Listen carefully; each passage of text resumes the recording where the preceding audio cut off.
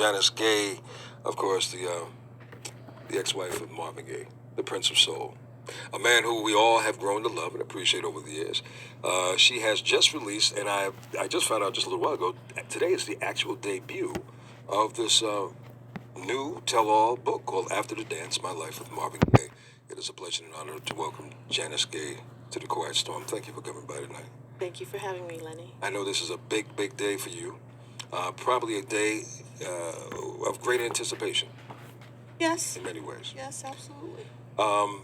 First question I want to know is, and I'm sure you've been asked this time and time again, what made you want to come forth now to kind of give us a better, in-depth, real perspective on your life with Marvin Gaye as his wife? Well, it's been a long time coming, and I've started and stopped writing books over the years about my life. And I just got tired of having my story told, my relationship with my then husband and father of my children told by other people. And I wanted to tell it myself from the way it was for me, not what it was for someone that may have never met him. Yeah. May have had a different kind of a relationship with him. He was my husband. Yeah, so everyone else pretty much told your story or tried to make an attempt at Right. telling your story in third person. Right. Never lived in your house, never No. traveled, No. never had your journey, Hey, up hey. and go to sleep, All right. as a husband or a wife to Marvin. So I don't know how a person can do that. We're But gonna hit it and quit it. obviously, the bigger the star, people kind of assume and fabricate a lot of things. Well, I think people can assume, they can talk to different people that may have known Marvin. There have been some times where I've given interviews, but I've tried to keep it to a minimum because I had always thought I would do a book. I just never really knew when that moment of realization would come. Well, it's come today. It's definitely come today. Thank you, Favorite Sister song of Katina yours? Walker. Thank you so And, much, and I I'm love sure you you had a too. lot of favorite songs of Marvin Gaye growing up. What fascinated me, I think in one of the early chapters, you said you were attracted to Marvin Gaye when you saw him on TV, and you were under 10 years old. You were under 10. Now, that doesn't strike me as peculiar, because, as a kid growing up, I was attracted to a few starlets, Right, along the way. sure. But my question is, from the attraction, what really, at that age, what really captivated you about him? Was it his songs? Was it his style? What was it? It was his songs. Okay. It was his style. It was his look. And being 10 years old and being attracted to an idol, I don't think it's really that unusual. We're going to stop right there.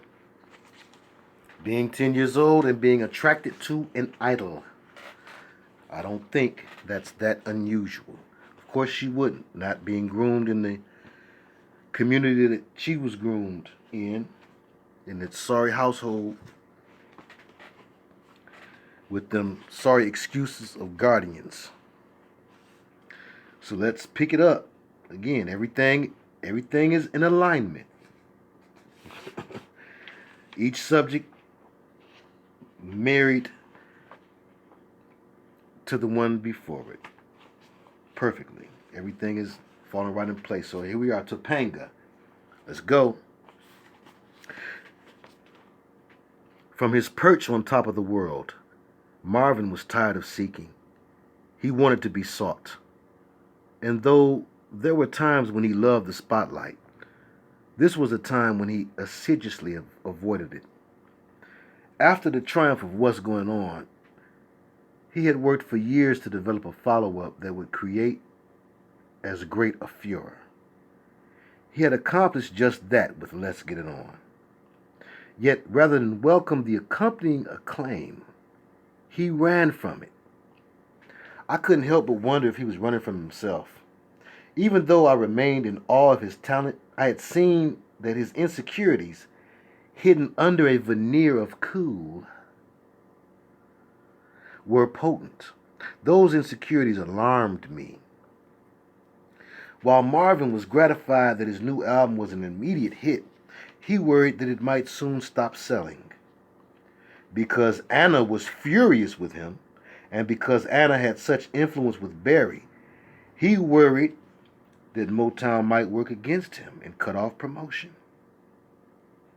He worried that his fans would lose interest in him. He also worried that in order to bolster sales, he would have to tour. Performing in public was something he dreaded. He had long suffered from stage fright. I didn't like seeing Marvin scared. I didn't like seeing him as anything but perfect. Yet every day his imperfections, in tandem with his seductive charms, became more obvious. This was especially true when we escaped to the rural retreat he called our romantic paradise.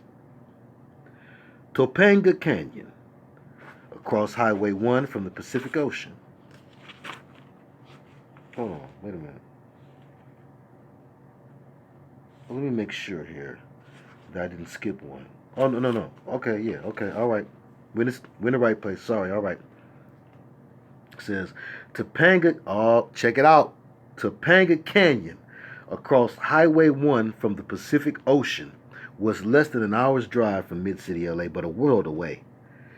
It was that part of the Santa Monica mountain range that, only a few years earlier, had been home to a large colony of hippies, including the Charles Manson family.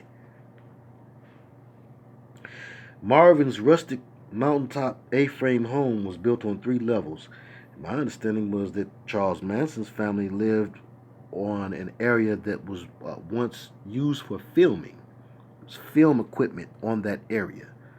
It was like a set. Or it was land that had been turned into a set. Marvin's rustic mountaintop A-frame home was built on 3 levels. It was all pine wood and glass.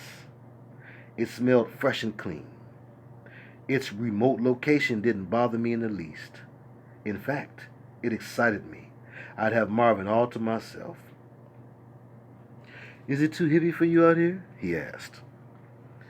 "You forget that I grew up with hippies. My mom's a hippie. I'm a hippie. We're all hippies. Groovy. Peace. Far out." "I hope you won't be offering any invitations to your mom to visit us anytime soon."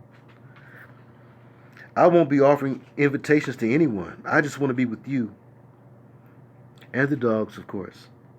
Marvin had bought 2 handsome Great Danes, Shad and Caesar, to safeguard us from any outside intruders. He loved them a little more than I did. Uninvited guests and curiosity seekers would not be able to find the house. There was no paved street or address. The only way to reach the place was to call from a gas station on Highway 1 and have either Marvin or me drive one of his 2 Jeeps or his green pickup truck down the mountainside. The visitor must then follow the Jeep through a series of twisting roads. Thank God, I reflected, that Marvin had taught me to drive. Before long, he bought me a black Porsche 911 that zoomed through the canyon like a rocket. Marvin had also taught me to make his favorite dish, mashed potatoes, hamburger patties, gravy, and mustard cabbage cooked according to a special recipe from Marvin's mom. There were frequent trips to the little health food market. There were blissful evenings by the wood-burning stove with Marvin at his little portable keyboard. There were long and languorous love-making sessions in every part of the house, on the living room rug, in the loft, in the kitchen, outside on the balcony, under the stars above. In the morning, he and I awoke to a chorus of birds. At night, the coyotes howled. Time stood still. Love deepened. The real world was remote, but the real world never stopped calling. For weeks, Marvin kept the outside world away. Say what? For our protection, he had an AK-47 assault rifle and a shotgun. Yeah, that's what it says. We hunkered down, but that didn't stop Motown from knocking at our door. Figuratively, it's as if he's, on a standoff against his bosses. But he does literally have an AK-47. So when she says we hunkered down, that's figuratively. We hunkered down, but that didn't stop Motown from kicking at our door. Requests poured in as Let's Get It On became the sensation of the summer and one of the fastest selling hits in history. Every DJ in the country wanted Marvin on his show. Motown execs were telling him that if he toured, sales of the record would quadruple. But Marvin said no. No interviews, no tours, leave him alone, let him sing to me. Let him sing to the birds. Let him enjoy this respite from the crazy world of show business. I'm an artist, he told me over and over again. I'm not made for show business. Show business views artists as products. I'm a highly sensitive person, and you, dear, are all I need to be happy. Not the fawning crowds or the mad demands of money-hungry Motown. I cherished his words. I wanted this time to last forever. I wanted to believe that we would, in fact, live out our lives in Topanga Canyon, free of the world's worries and pressures. That belief, though, couldn't last for long.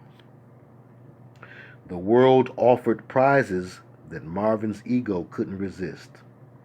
One was the promise of a Rolling Stone cover story. Observing Marvin at close range, I saw that his insecurity was the flip side of his egomania. There were days when he swore he would no longer perform again because he doubted his ability to sing before a live audience. On other days, he unhesitatingly said that he wanted to be remembered as the greatest singer in the world. A Rolling Stone cover excited that part of him that sought glory and reveled in his own talent. His grand plan was to have Rolling Stone seek him out here in the wilds of Topanga. If they put him on the cover, it would have to be on his terms. No studio shoot.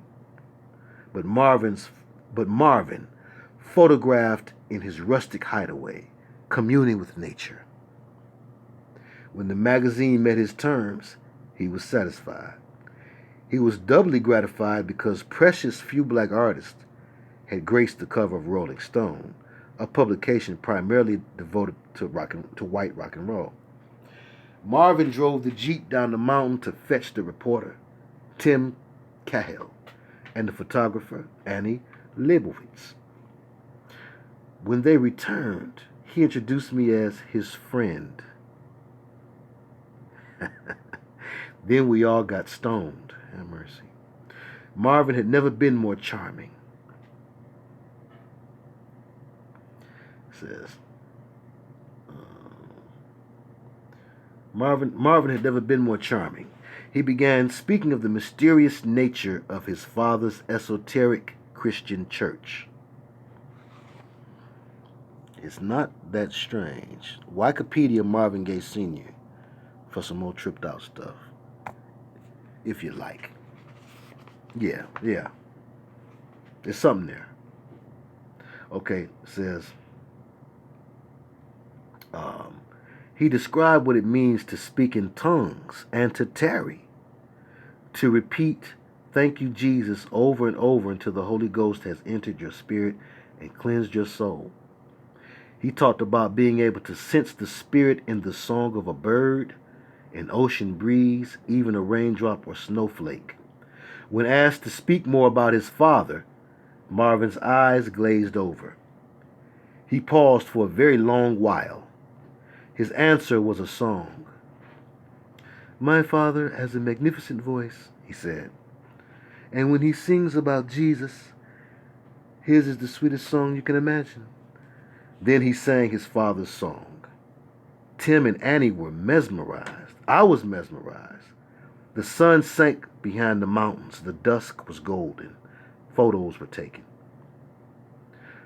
I used to be afraid 70% of the time, Marvin confessed. Now, I'm only afraid 10% of the time. Another joint was rolled. The subject switched to sex. I wondered what he would say. On the inside of the Let's Get It On album, he had written, I contend that sex is sex and love is love. When combined, they work well together if two people are of about the same mind. But they are really two discrete needs and should be treated as such. I don't believe in orally moralistic philosophies. Have your sex. It can be very exciting if you're lucky. He looked at me and said, yes, very lucky. He admitted that when it came to sex, he was a fantasy person. When asked if all his fantasies had come true, he turned coy. He wondered about the thin line between an exciting fantasy and an exciting perversity. He wondered if sex, given willing participants, should ever be considered perverse. Here we go. He concluded by saying that we Americans needed to loosen up and be free. Do as thou wilt. When the long interview was over and the Rolling Stone people were gone, I considered all that had been said. I was particularly intrigued by Marvin's remarks about sex. The sex between us, while always exciting, had started to take a different turn. Marvin had become more oral, which of course pleased me. Even though I began our physical relationship in his lap, he had increasingly become more willing to reciprocate the favor, a breakthrough for him. At the same time, he had introduced into the mix a certain kinkiness that, although not exactly my style, was something I was willing to entertain. Not to do so would only anger Marvin. I went along with his program, which from time to time involved fantasies of me with other women. Okay. These variations did in fact bring me new pleasures. The omnipresence of pot and the increasing use of cocaine facilitated my willingness and widened my enjoyment. At times, I feared that I was falling down a slippery slope, but quickly dismissed such anxieties. No need to be uptight, Marvin urged. If it feels good, that means it is good. I didn't have to justify my willingness to be led down the path. I felt privileged to be on the path. Interesting choice of words. Feel me? I still couldn't believe that somehow this extraordinary man had chosen to live his life with me by his side, nestled inside a woodsy canyon, looking down from the mountain. I watched time move slowly. An entire day might be devoted to nothing more than an unhurried walk along the beach to watch the sun slip into the ocean.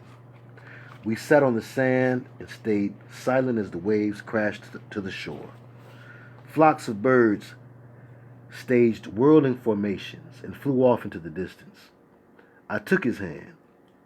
He kissed my face. Back up at the house, I was not surprised to see that Frankie Gay, Marvin's brother, had arrived. Family members were always showing up. Sorry, hater.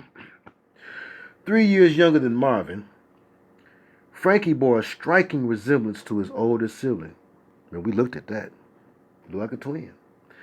Frankie had Marvin's quiet demeanor. Like Marvin, he spoke in a whisper. Like Marvin, he was a gentle soul. He harbored ambitions to sing, but unlike Marvin, lacked the drive to break into show business. He was also a Vietnam vet. He was the returning soldier at the center of what's going on, and a man who had been deeply traumatized by the war. On the surface, though, Frankie was an easygoing character.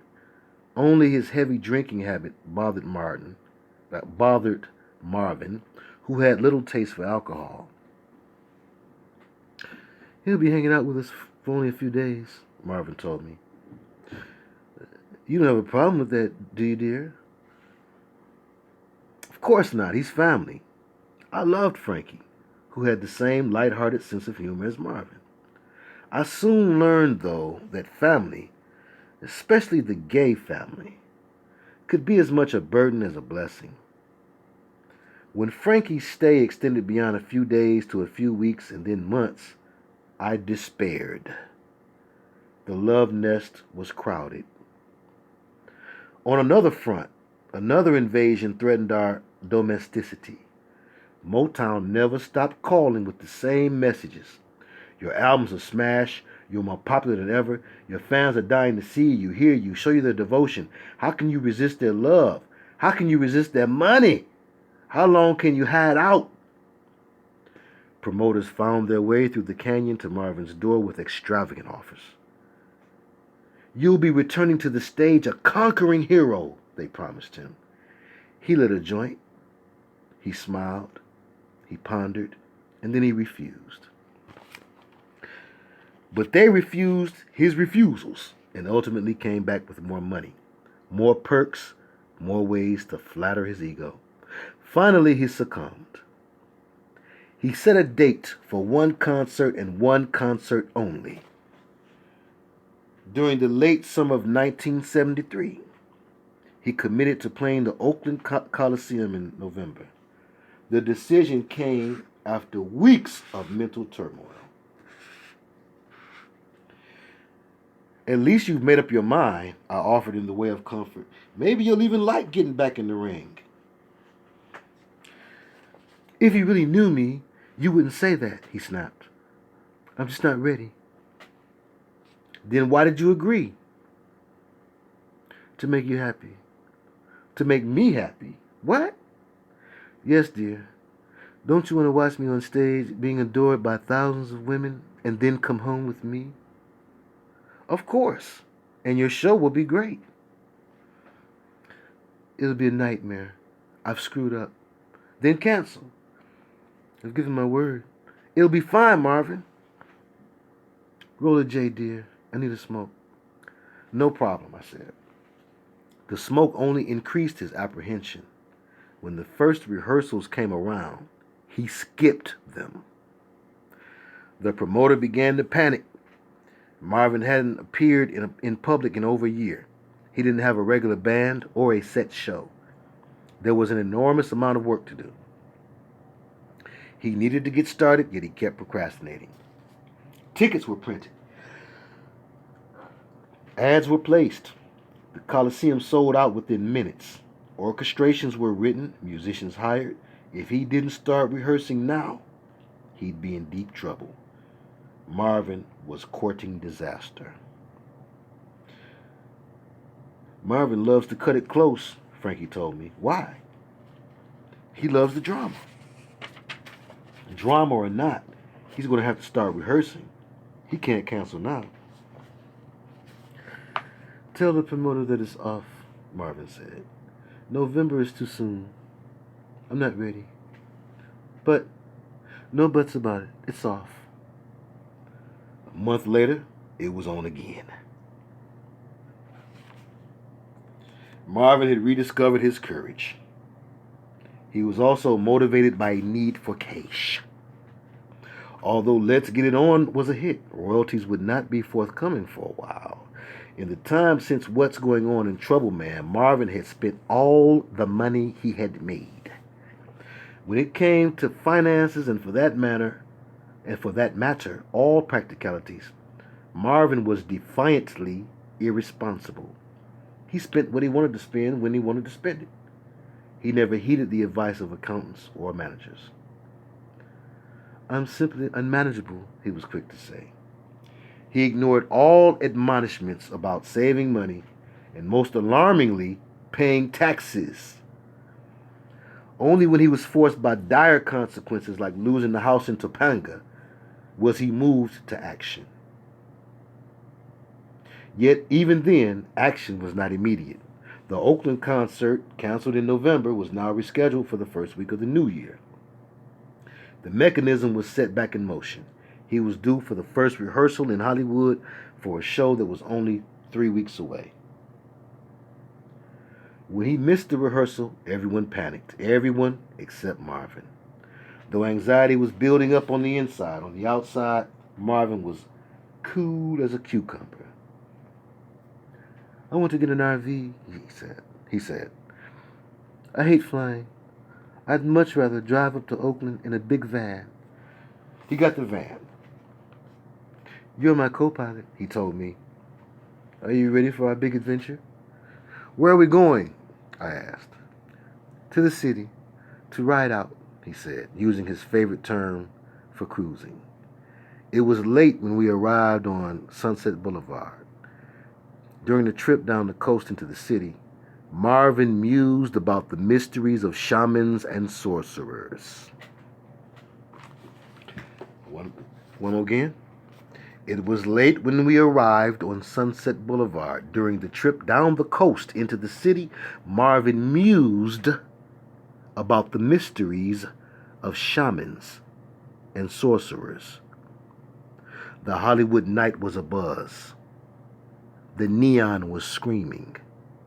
Marvin directed his attention to the working ladies who displayed their wares under the street lamps and on the corners that he had obviously visited before. At the same time, passing by a homeless man living out of a cardboard box, he said, "How I envy him. He's truly free. No responsibilities, no ties to the hellish conformity of this world." He hungrily surveyed the women, the more salacious the better. The ones with outsized backsides interested him most. "Stop here," said Marvin, spotting a hooker. "Please go out and get me that newspaper, dear."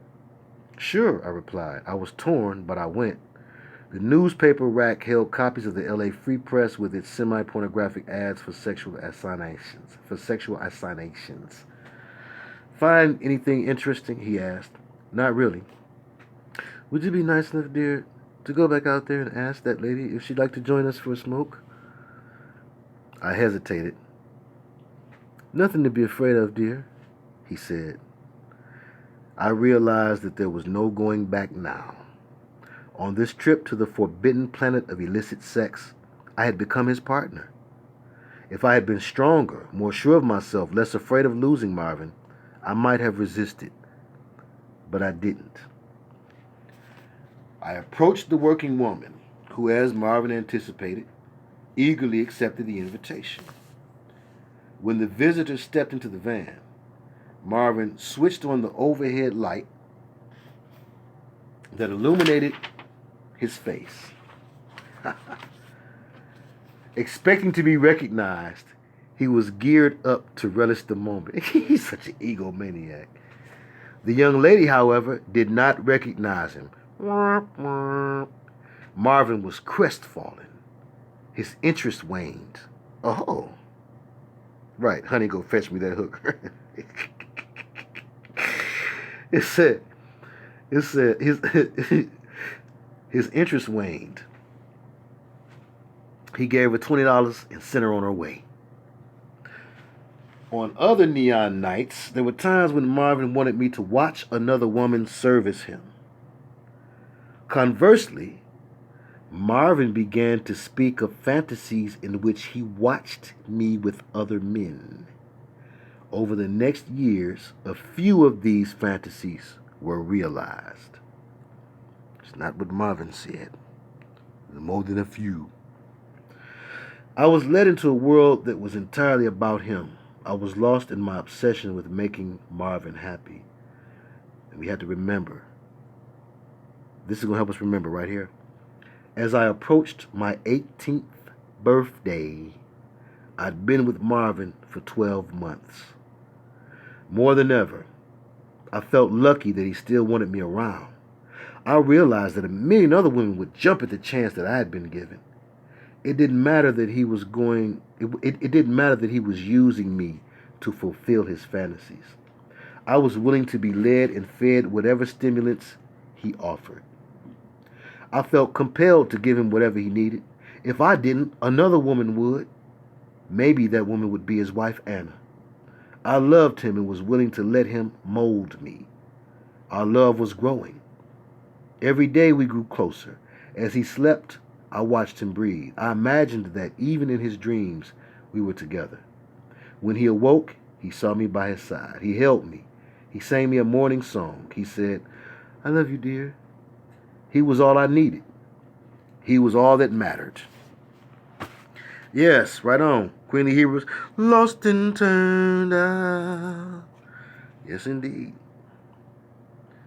Yeah, Anna wasn't having that. Nope. And Anna made him pay, too.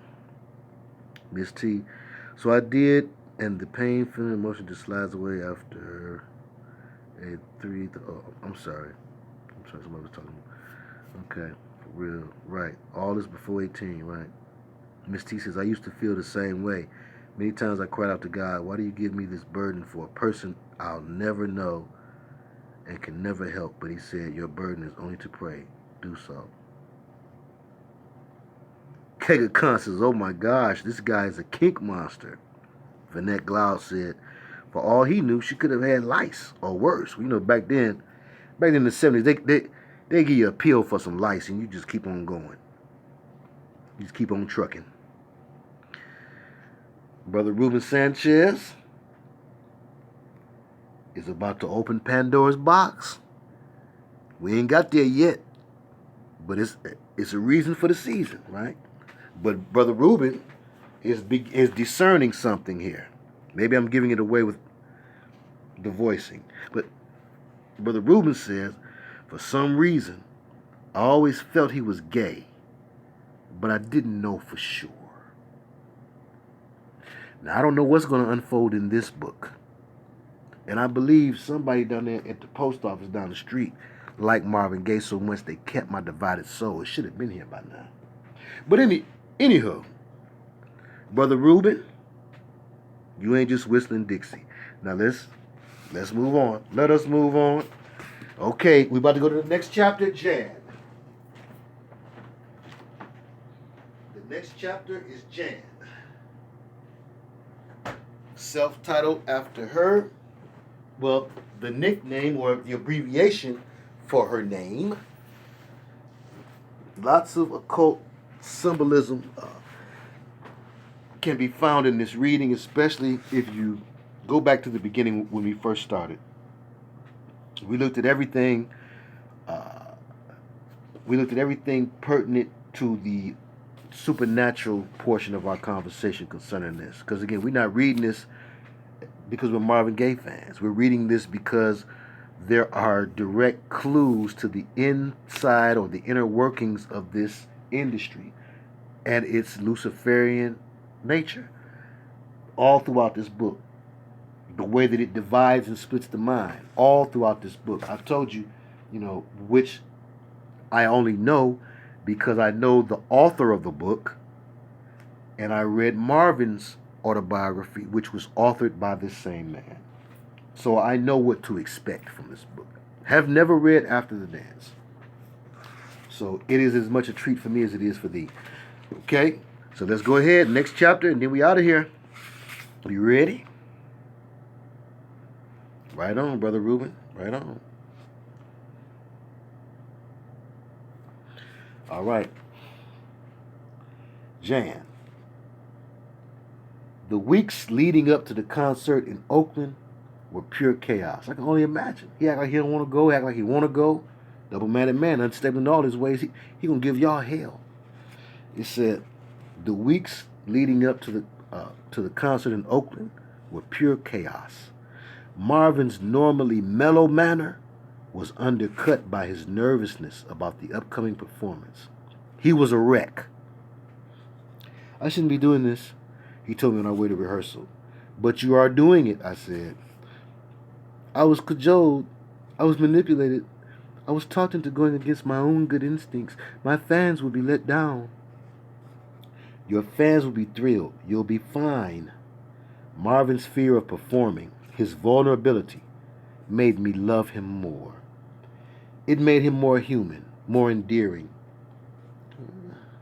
The music isn't right, he said. The arrangements are off. You're the boss, dear. You'll change them and make them right. The clothes aren't right. I don't want to wear some ridiculous stage costume. Let me worry about the clothes, I said. Will you? Can you? I think I can. I think I know what will make you happy.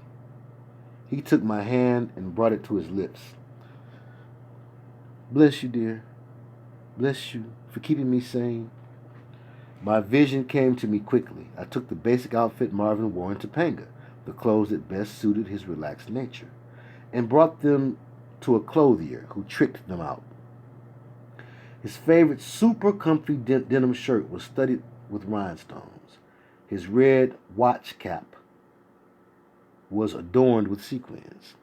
He wore his own worn-down work boots, but they were studded, painted silver, and customized with high platform heels. Oh, okay, that's that picture. Okay, so she found that. Okay, I got it. It's rural funk, said Marvin when I presented him with the clothes. I love them. I love you. For the moment, his anxieties were chilled, but they returned after he missed the third straight rehearsal. His absence was alarming both the promoters and Motown, who had a great deal at stake. Nearly 3 years after the triumph of What's Going On, this was being hailed as Marvin's second coming. They wanted to know why he was avoiding rehearsals. Why was he cutting it so close?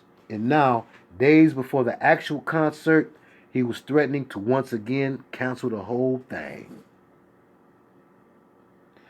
By now, you have to know that he grooves on this, Frankie told me one night when Marvin was out of earshot. Do you really believe that? I know that. He likes to see everyone working to death on his behalf. It gets him off. He loves chaos. Topanga isn't chaos. Topanga is calm. Topanga is beautiful, Frankie agreed. But Topanga isn't real. You've already seen that Topanga won't last for long.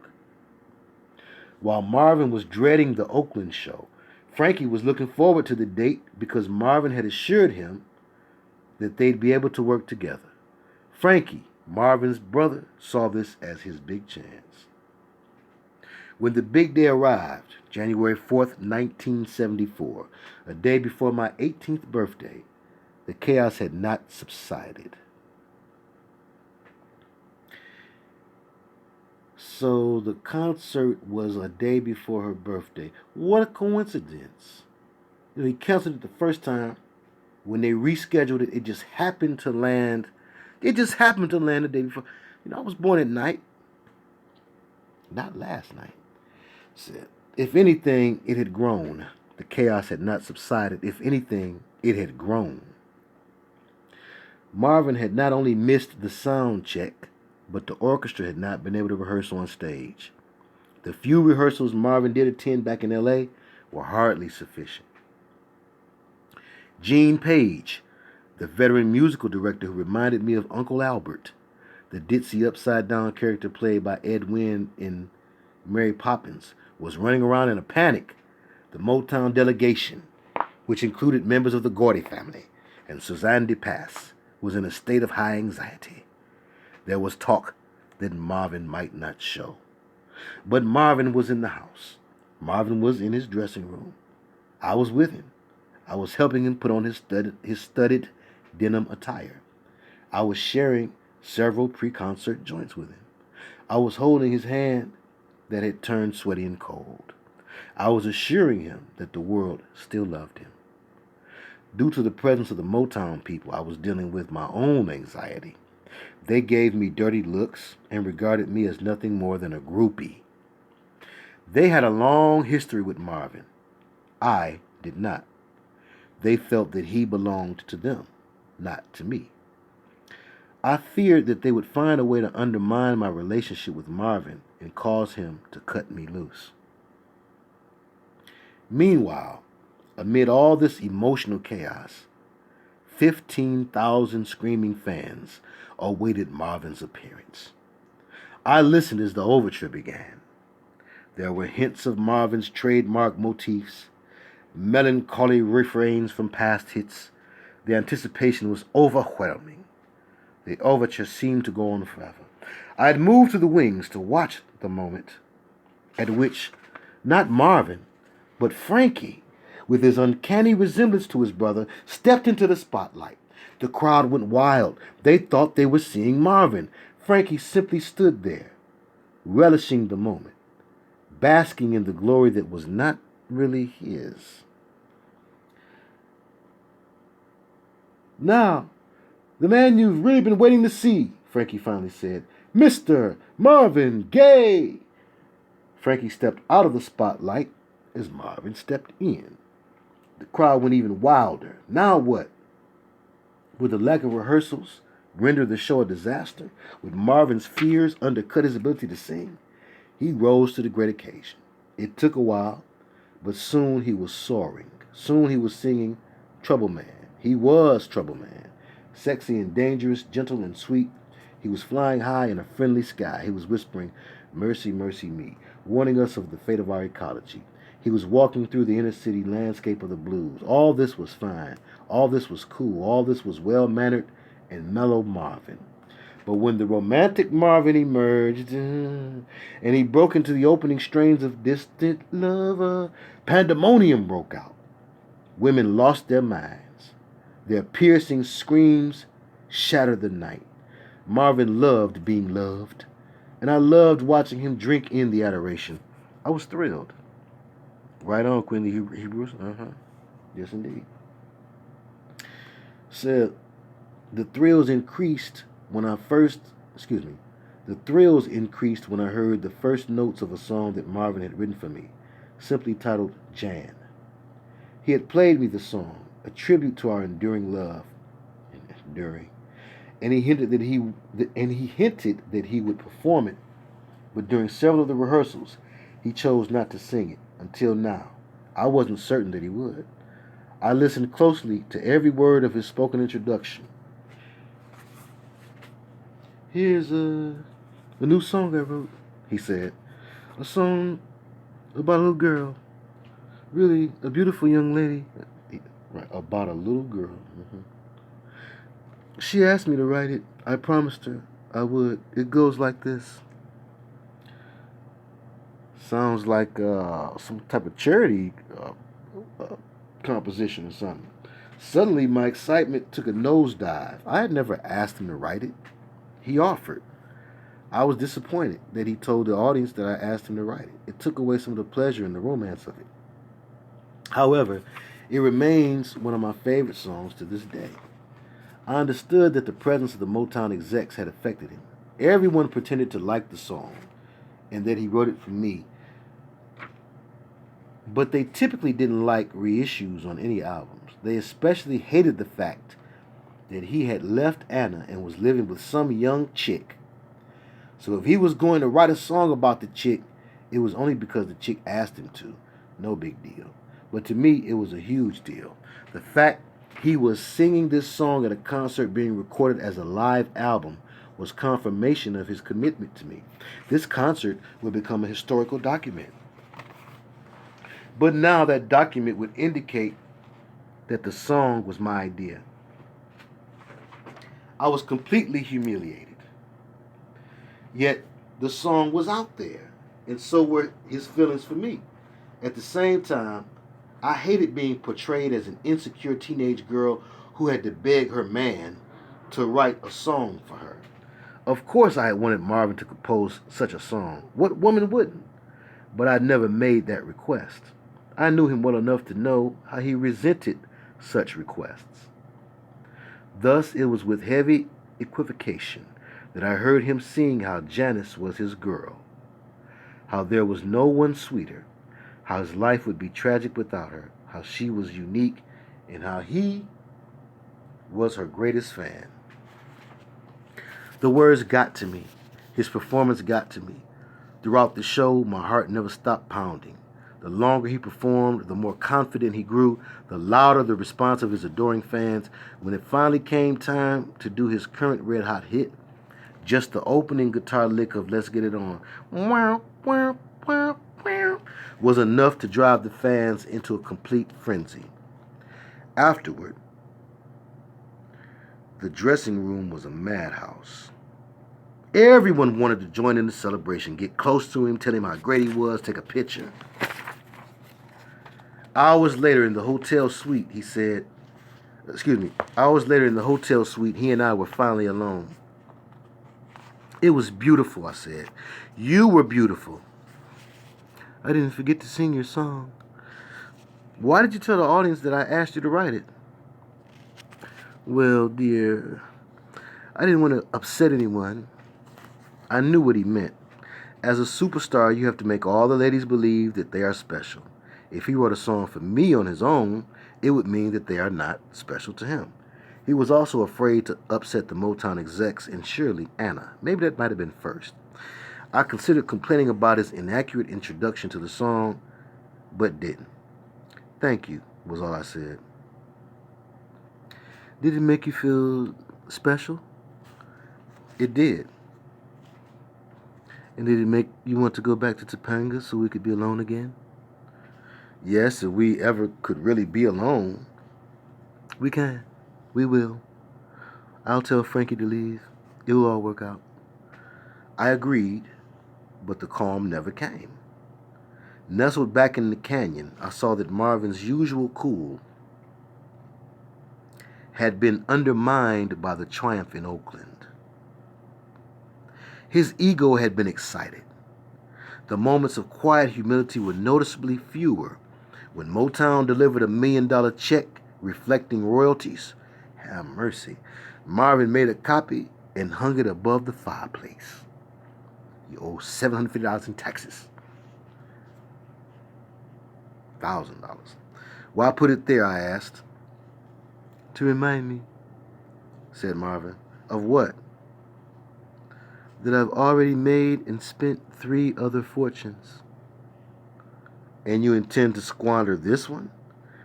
No, I intend to ignore the demands of this cold world and stay here with you, dear. But what about this manager of yours who keeps talking about a world tour? That manager was Stephen Hill, a highly educated black Jamaican with green eyes and wavy hair, who spoke in an aristocratic tone and had won Marvin's confidence. Stephen is brilliant and also strong enough to take on the Gordys. He has no fear of anyone.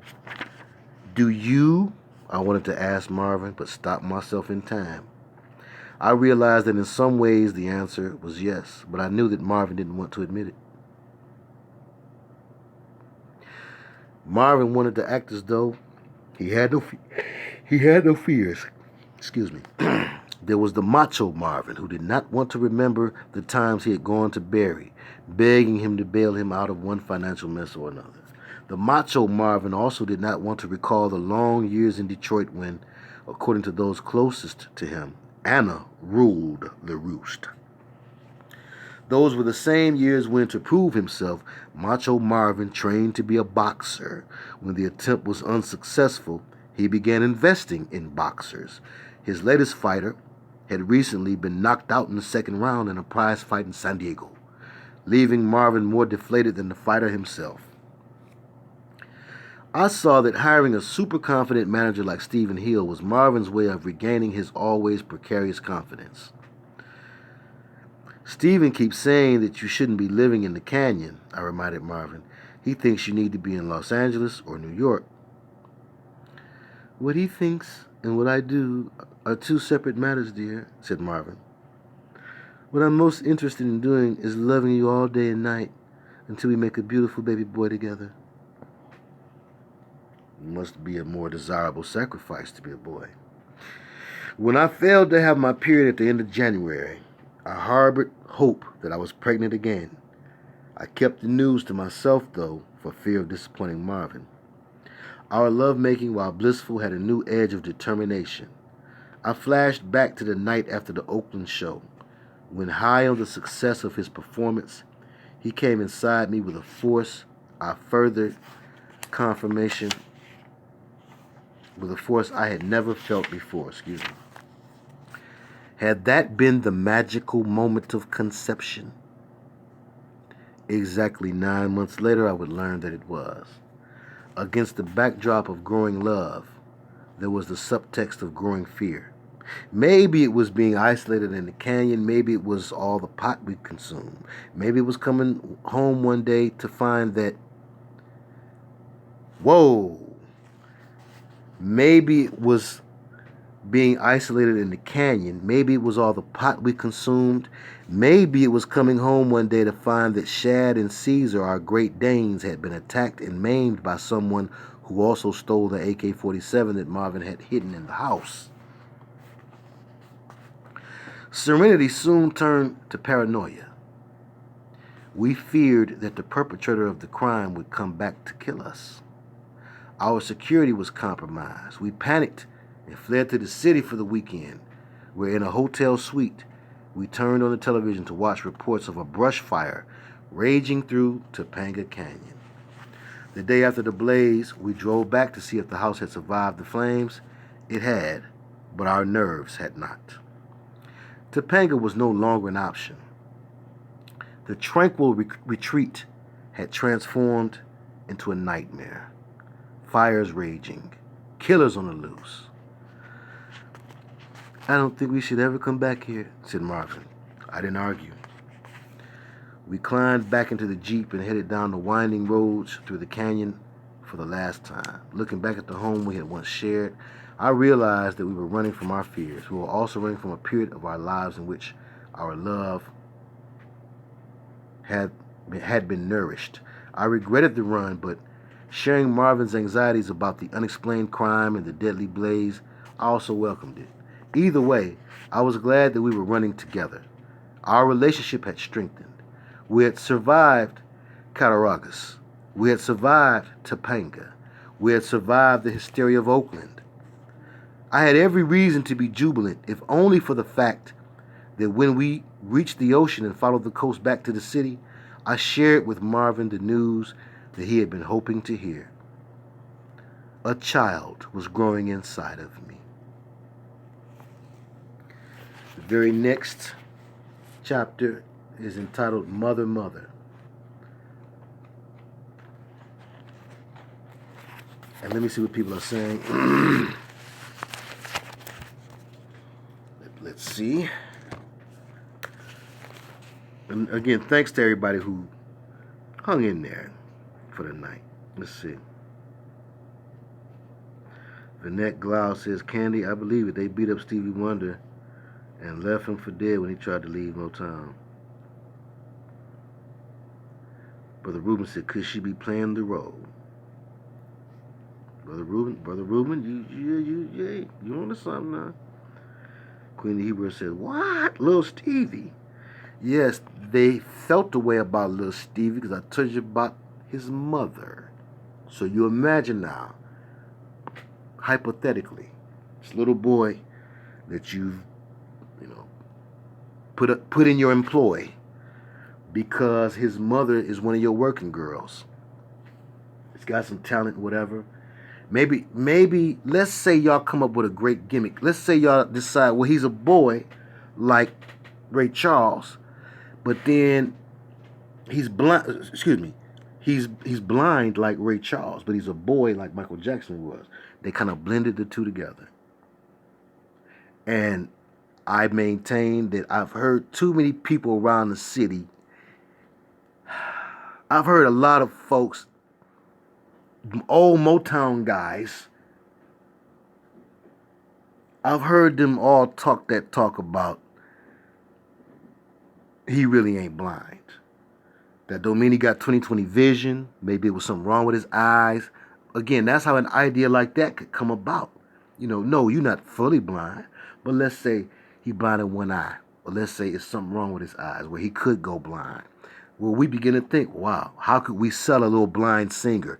That's how brainstorms like that begin. Anyway. Yep. Brother Trey said, hell, have no fury like a woman scorned. I don't believe her. Sister Alana say someone close to them did the murder. Frankie? What murder are we talking about here? Miss T says any man who really loves a woman don't want her to be with other men. Please believe that.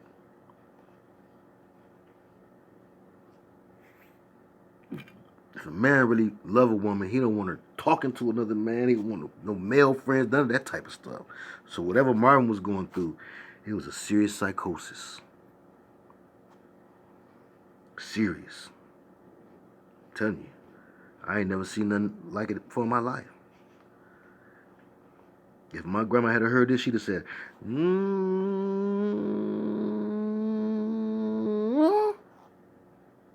you don't mean it. Yeah, I mean it. She'd have called him, oh, dirty dog. Okay. That's enough for tonight, I do believe. We're approaching the hour mark. Sister Candy says, Marvin didn't know true love.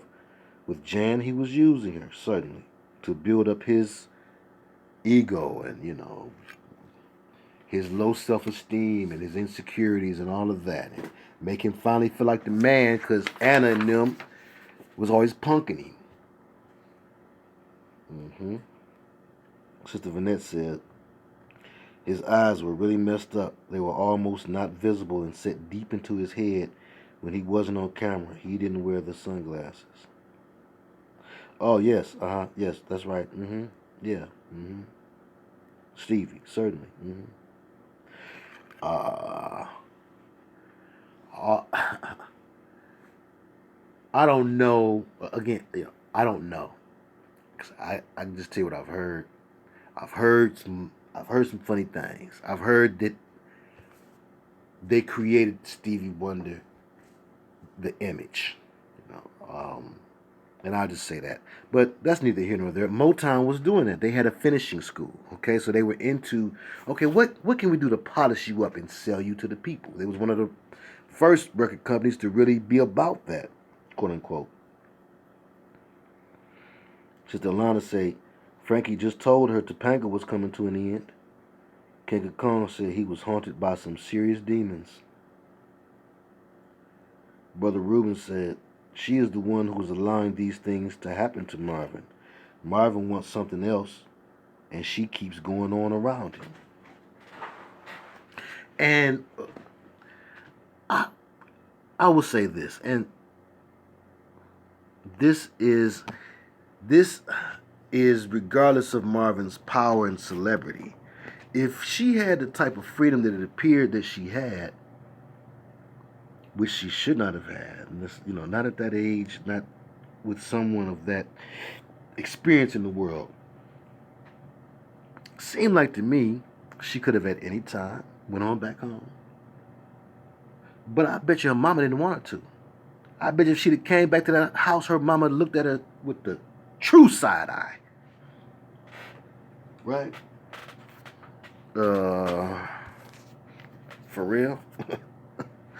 Right? So she jumped out the window. She, like teenagers can do, she let her pride and her confidence in youth get the best of her, and she made a terrible decision to go off with a grown dude who was way too advanced for her and way too insecure for her to be sure that he wouldn't end up beating on her or something. So we're going to see a lot of interesting things as we read this story.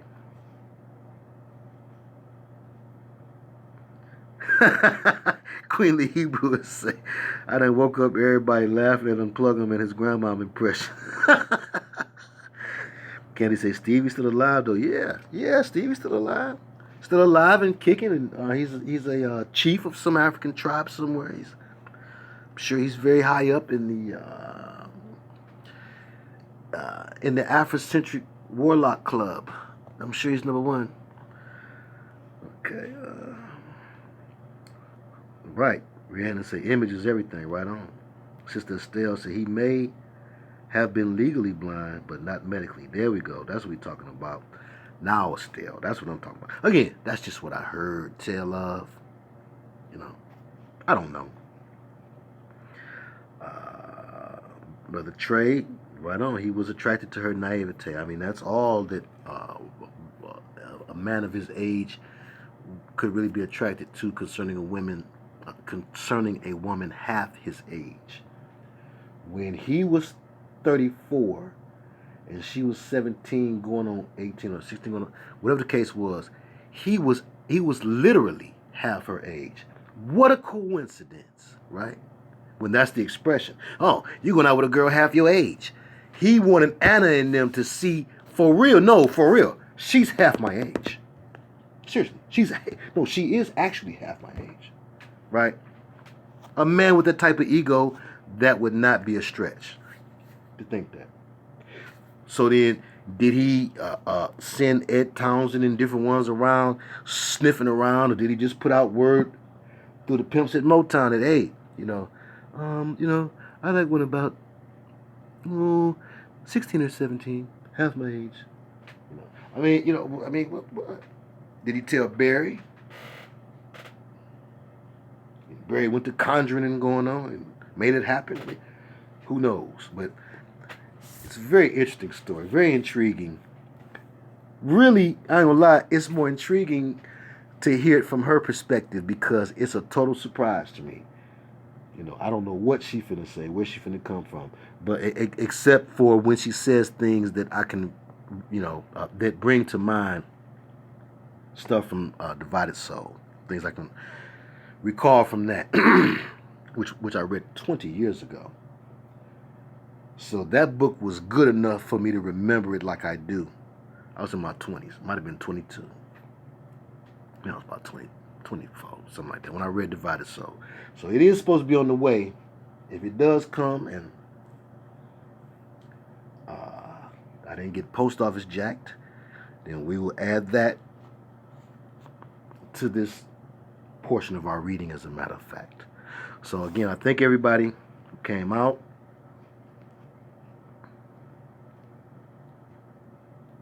Candy, Candy threw with him. Candy is through with him. She know what to do with him. Throw him in the trash. Candy say, I have nothing good to say about Marvin anymore after this book. Right. Brother Trey says, if she was 30 and he was 50, it would be different on life experience level. I agree with you. That would be different on a life experience level.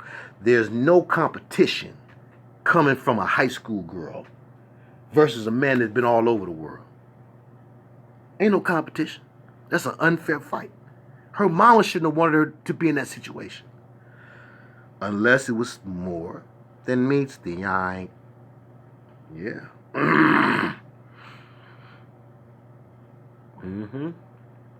Candy said he wanted her to see that he was a pig.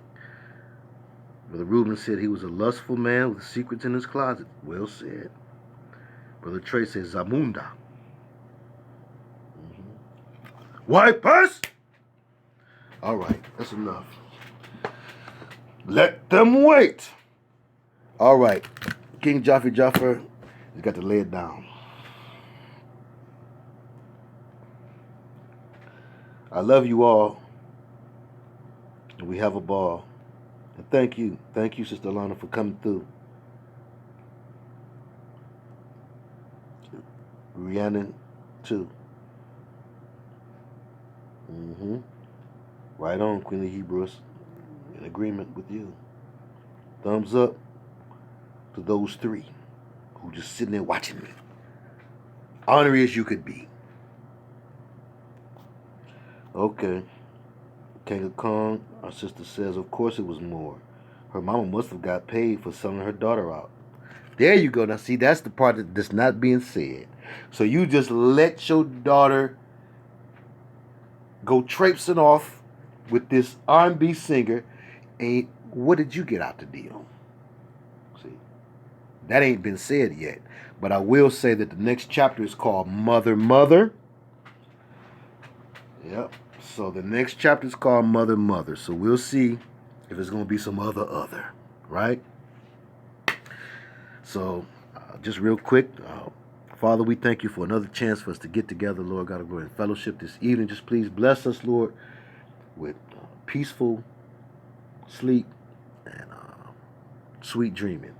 Bind to us Psalm 4 and 8, Proverbs 3 and 24, sweet sleep. In Jesus' name, let us wake up refreshed, rejuvenated, and renewed and ready for action in the morning. In Jesus' name. And Lord, also bind to us the Comforter, the Holy Spirit, and loose us from any pains. For anybody that may be having pain in their body or any spirit of restlessness, let us be able to rest well. In Jesus' name, we touch and agree and call it done. In the name of the Lord Jesus Christ, the Son. It is so. Amen. It is so. Wait a minute. Sister Vanette say, who was paying the mama? Motown folks didn't like Jan. No, Motown folks didn't have to pay the mama. So, but some kind of way she getting... Well, then again, them not liking her didn't have nothing to do with them paying her. Excuse me, paying her mama. It's a business arrangement. Motown getting something out of it because Marvin is sapping this young girl's energy and using it to revitalize his career. Motown making money off of that. So they got a reason to want her to be around. So they would pay for that if they thought it would work and bring them in another million. If they gave him $1 million royalty check, how much you think they pulled in? So I do believe. Yeah. I do believe that Motown would have paid for that. But I'm thinking that there's something deeper going on. Something that controls both Motown, Janice mother, and Marvin. See, that's what I'm thinking. And that something or that entity or that group or that organization is playing the role of a eBay. I'll hold the money. I'll give them their money. I'll give them their money. Or whatever the case may be.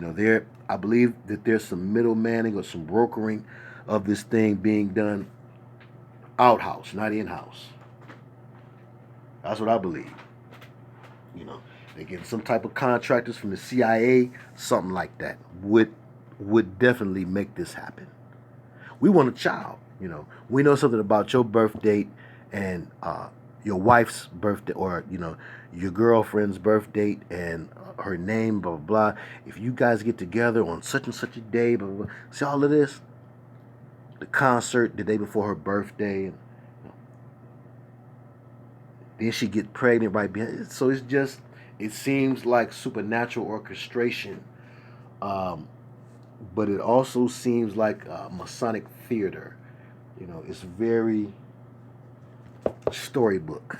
It's a bad story, but it's so storybook that it's so much hard to believe stuff. So we'll see. As we keep on reading, it'll keep unfolding.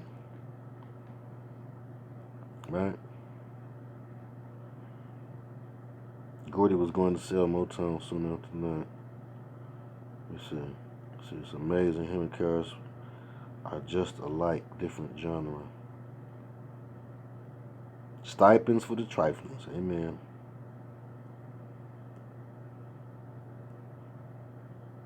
Okay. What year was what? The year that Motown was sold? Or the year that they, what? Soon after what? I didn't see that. I feel like I'm going up too far. Okay, that's enough. Oh, no, the book. Oh, okay, the book says...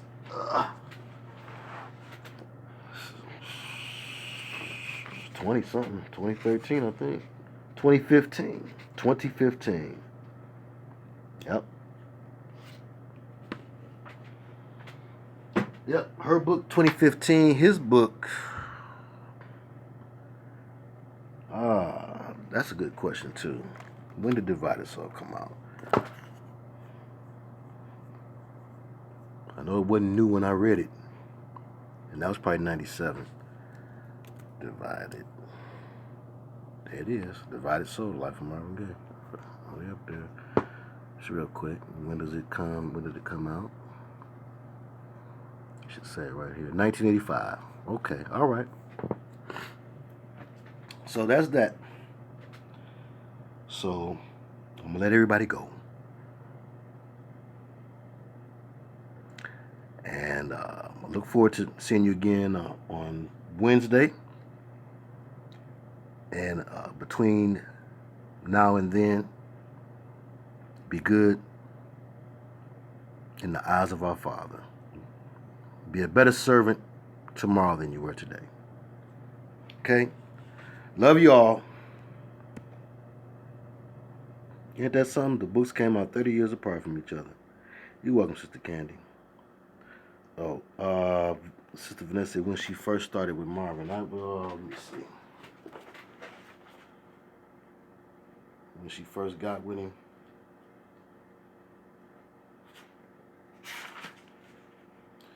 The love story started in 1964 when I was 8. So I guess we could do the math like that, right? So she was 8 in 64. We add 8 years to that. So 72, somewhere around 72, 73, right?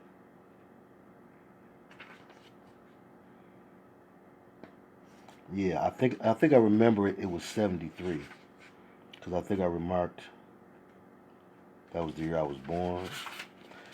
Yep, 73. 72, 73, something like that. Vanessa said she was in high school. I was in Mama Unplug'em's tummy. Getting ready to come out here and kick up dust. Let's see. Love, prayers, and appreciation to you also, Queenly. Sweet dreams to everybody. Peace and grace, and thanks to you, Sister Charlotte. Thank you for joining in. Good night, Rhiannon, my sister. And thank you, Sister Candy. And bless you again, Brother Reuben. And I think that's about all of us. I wonder who's the rest of these folks. That ain't no 34, 35 people. Okay, whoever it is, don't matter. Bye. Good night. Love you all. Shalom.